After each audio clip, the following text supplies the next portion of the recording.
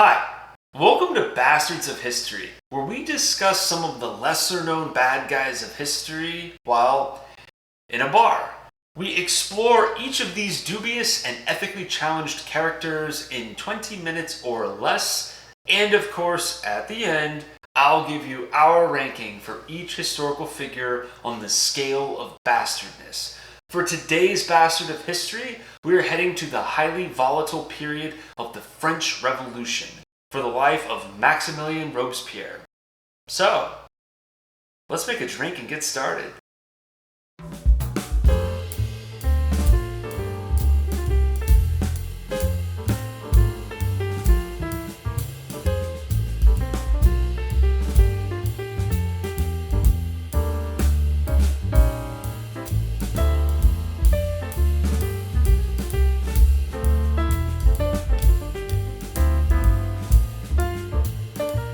Maximilien Francois-Marie Isidore de Robespierre. Okay, that was my best shot at properly pronouncing his name. From now on, I'm just going to refer to him as Robespierre. My apologies to the purists out there. So, Robespierre was born on May 6, 1758 in a town called Arras in northern France, very near the French border with Belgium. Robespierre's mother died when he was young, and then his dad essentially left him and his siblings to be raised by their grandparents. By no means am I a child psychologist, but I think it's safe to assume that the death of his mother, followed by the pseudo-abandonment of his father, likely had some serious psychological effects on Robespierre. As a student, Robespierre showed great early promise. He was literate at a very early age, which is remarkable given it was the 18th century, and he began his education at Arras College when he was only 8 years old. In 1776, at around 18 years of age, while the American colonists were starting their own revolution, Robespierre earned a prestigious prize for rhetoric, definitely demonstrating promise for a career in law or politics. After passing the bar in 1782, Robespierre was appointed as judge in a local criminal court, but he quickly resigned from this post on account of his personal discomfort with the idea of dealing with capital cases due to his opposition to the death penalty. Let's make a note of Robespierre's early opposition to the death penalty, because let's just say his feelings on this topic might evolve as he gets older. Robespierre wrote passionately about a number of progressive or liberal causes that most of us today would find admirable, such as respect for women, compassion for illegitimate children, real actual bastards, not just the kinds of bastards in these videos. He believed strongly in the rights of citizens and even held views that were generally considered anti-slavery at a time when that was not a popular view. So, just to recap, Robespierre's early life.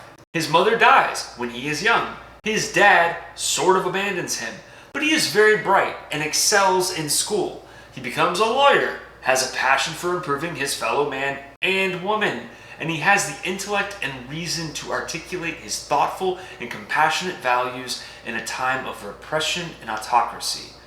So, what the fuck happened to get this man onto our list of bastards of history? Let's turn the page and see. In 1789, at the age of 31, Robespierre became a deputy representing his region at the Estates Generales. The Estates Generales was essentially a national assembly in France, and the 1789 event would be the last of its kind, as it set in motion the outbreak of the French Revolution. I don't want this video to get too sidetracked by the overarching causes and effects of the French Revolution, because that's a major event with massive consequences. We are here to discuss Robespierre specifically, but suffice it to say, shit was hitting the fan in France in a major way, and Robespierre was there for all of it. And Robespierre was supportive of these ideals, naturally. He became involved with something called the Society of the Friends of the Constitution, also known as the Jacobins. His popularity with this group surged over time as he found a fellowship of reformers aligned with his values. But Robespierre's rise was not owed strictly to his skills and intellect. It was also a reflection of the steadily increasing radicalization of the French Revolution over time. By 1790, Robespierre is not only a far-left Jacobin, he is elected president of the club.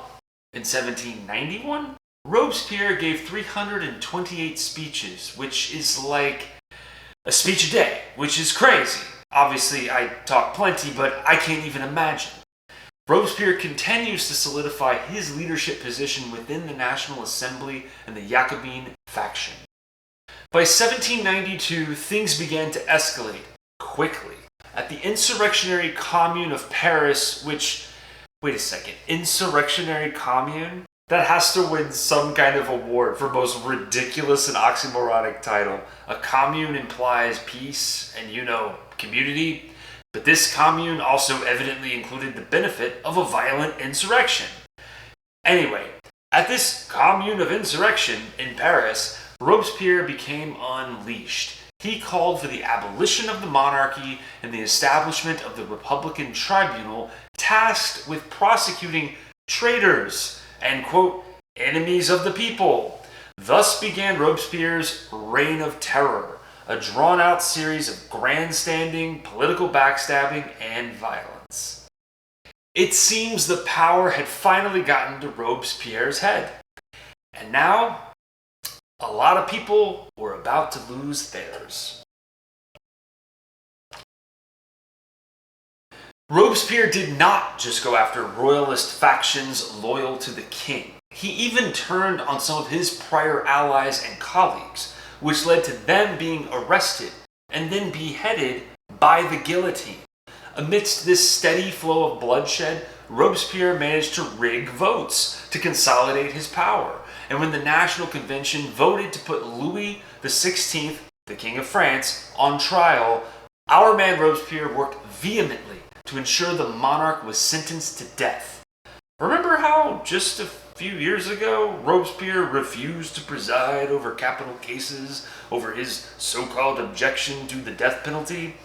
Yeah, now the death penalty is literally Robespierre's favorite thing. It was not limited to King Louis. He pushed for the prodigious application of the guillotine as though he had acquired a sexual fetish for the damn device. In 1793, Robespierre demanded that Marie Antoinette be put on trial as well, just as her now headless husband had been.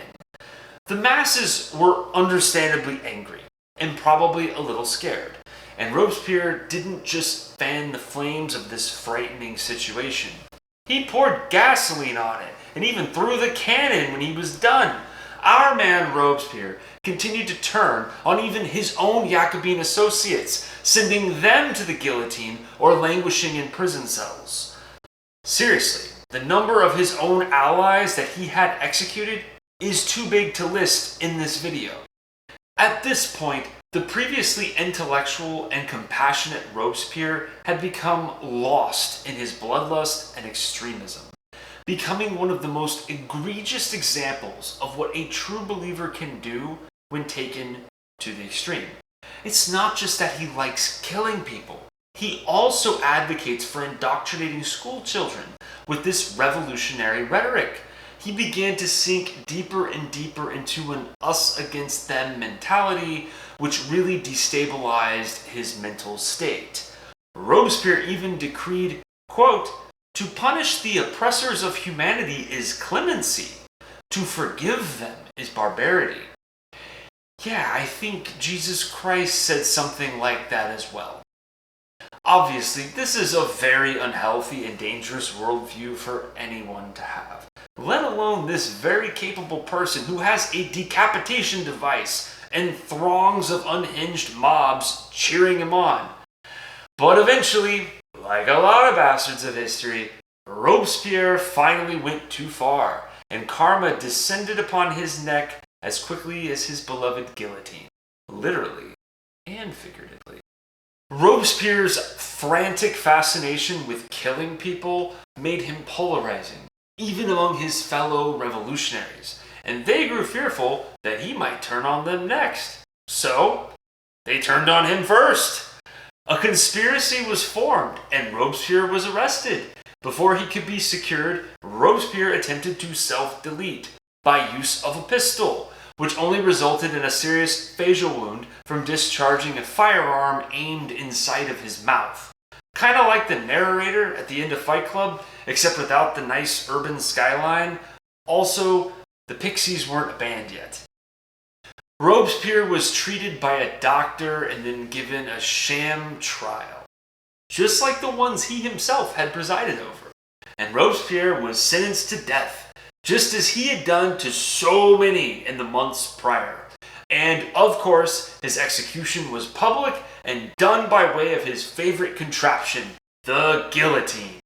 The executioner reportedly removed his bandage before death, sending Robespierre into a final fit of agony before he finally met his end.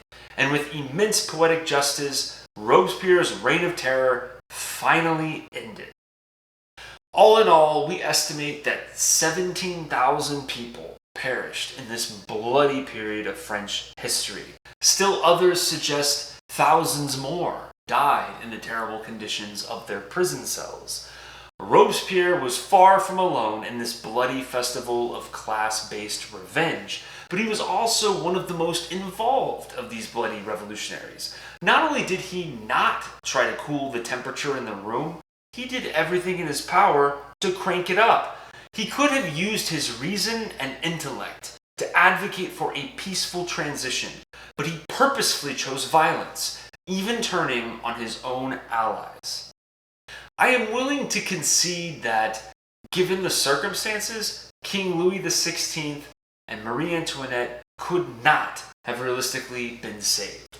But there were literally thousands more who were brutally and publicly executed without justification. Even if Robespierre did not operate the guillotine, their blood is on his hands.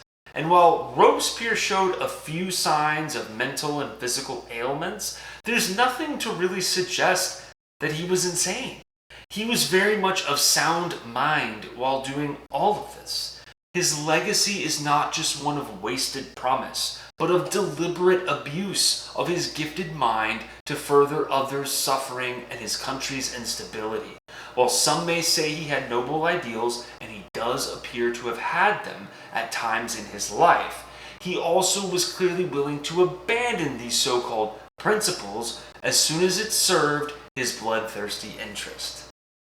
The excesses of the French Revolution did have lingering impacts on French culture and even common discourse among the people. I am not an expert on French affairs, but I have heard and even experienced firsthand on multiple occasions that French people are quite capable of separating out their passionate political differences from their friendships. Meaning, they will go at it with passion, but it stops at politics and does not become personal. They gladly break bread and remain friends with those on the other side of the political aisle. And it's possible that the brutal excesses of their own history have fostered this very healthy character trait. It's certainly something we could use a lot more of over here. So, what is Robespierre's rating on the scale of bastardness? He's not the easiest one to judge, but we put him right in the middle of the pack as a piece of shit sociopath. Don't agree with my rating? Go down to the comment section and tell me why I'm wrong. And while you're there, hit the like button and subscribe so we can keep making these. Want us to cover a specific bastard of history? Go back down to the comment section and let us know. Until then, keep calm, drink on, and don't be a bastard like Robespierre.